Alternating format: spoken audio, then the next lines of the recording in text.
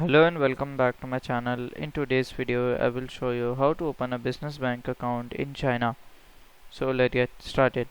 So first of all you will directly go to your google.com, and at here I will directly search for top business bank in uh, China. Okay, so here we can see China. So here we have the first bank is your Industrial and Commercial Bank of China. Okay, then we have the Bank of China normal. Okay, then we have here we can see the Agriculture Bank of China and other banks as per here. Okay, and if you see here we have here the Bank of China website, so we can just go to their Bank of China website.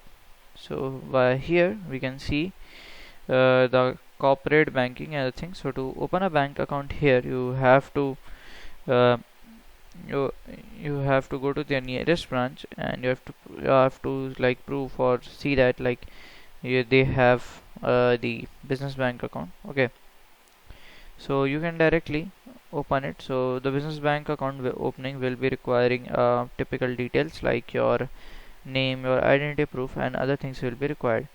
So you have to go to your nearest branch and then you can open it. So if you find this video helpful, make sure to like, subscribe and share the video. Thank you for watching.